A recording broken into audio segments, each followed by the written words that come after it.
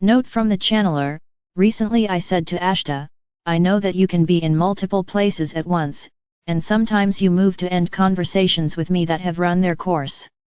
Still, you must be very busy, and you always make time for me and are always centered and present. You never hurry me up or seem stressed or are in a rush. How do you do that? Ashta responded, just because I am very busy, does not mean that I have to act or feel very busy. On to Hakann's message, my dearest brothers and sisters, this is Hakann speaking.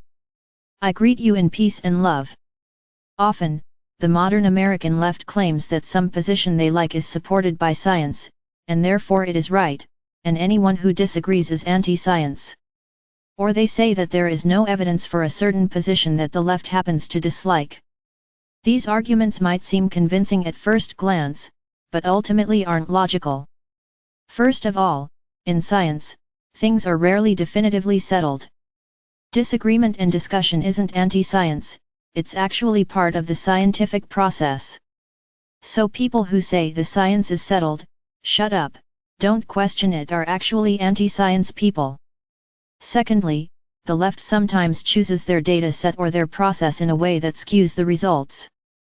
For example, some people have concerns that illegal immigrants from quite different cultures commit more crimes.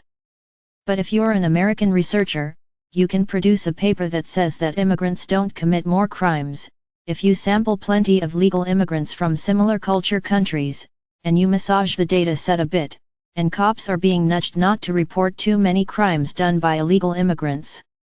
And then people can point to that paper and say, see, immigrants don't commit more crimes.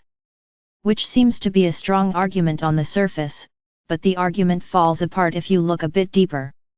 What frequently happens is that the left first decides for emotional or ideological reasons which position is correct. Then they heavily push science into that direction. And then, ta-da, science shows what the left wants it to show. But this isn't actually science. It's an ideological process that wears the skin of science. Or as another example, the left has decided, for emotional and ideological reasons, that children have equally good outcomes with same-sex parents, 2 moms or 2 dads, as they do with different-sex parents, 1 mom and 1 dad. This isn't actually true. In reality, children have slightly worse outcomes with same-sex parents. To get some intuitive sense of this, picture a household with 2 dads and a boy. That household seems a bit skewed towards the masculine, doesn't it? Indeed it is. And if you have a household with 2 dads and a girl, that also isn't great because then the girl doesn't have a parent who has been a female child and a female teenager herself.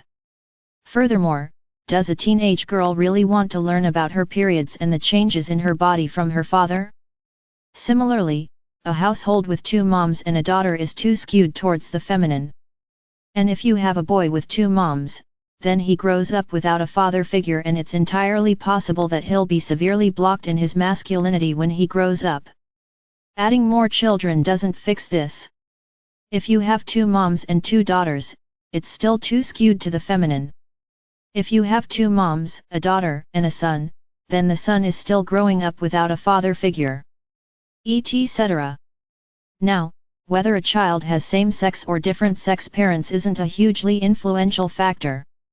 For example, it is better for a child to grow up with 2 moms or 2 dads in a prosperous and stable household, than it is for a child to grow up with a mom and a dad in a poor and unstable household. Some same-sex couples are better parents than the average different-sex couples. I'm not saying that same-sex parents should be banned from raising children. There are factors that have a bigger impact on the probability that the child has a good life, and parents who score poorly on those more influential factors also aren't banned from raising children. For example, it's better for a child to be raised by 2 moms than by a single mom, and single moms also aren't banned from raising children. But, yes, children raised by same-sex parents do have slightly worse outcomes. However, the left doesn't like that fact for emotional and ideological reasons.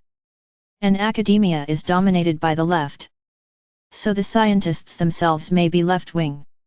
Even if they're not, they will understand that should their research conclude that children in same-sex households have worse outcomes, then they risk being defunded, deplatformed, getting into huge problems with the administration of their research institute, they risk getting harassed by ideological activists, etc. If someone knows that they risk being fired or defunded if they conclude something, then of course the vast majority of people aren't going to draw the forbidden conclusion.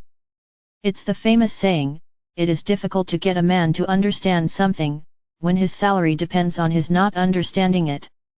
Even if you have a researcher who happens to not be left-wing, somewhat rare in left-wing dominated academia, and they are courageous enough to stand up to potential pressure from activists and their peers and the research institute itself, and they are brave enough to risk being defunded and deplatformed and fired, their research might still simply not get through peer review and hence not be published in a respectable scientific journal. Or it gets published somewhere, and no one reports on it, and the public at large doesn't become aware of it. Because, after all, many on the left consider it harmful and hate speech to say that children of same-sex parents have slightly worse outcomes. Even though that's true. And harmful or hate speech of course shouldn't ever be allowed, by definition, because it's harmful or hate speech. Note that at no point was there ever an investigation about whether it was actually true, it was just labeled as harmful speech or hate speech for ideological reasons, and then of course harmful speech or hate speech isn't allowed.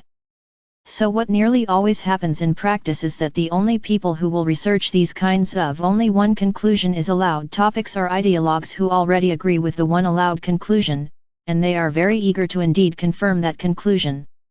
And they often manipulate or even torture the data until it says what they want it to say.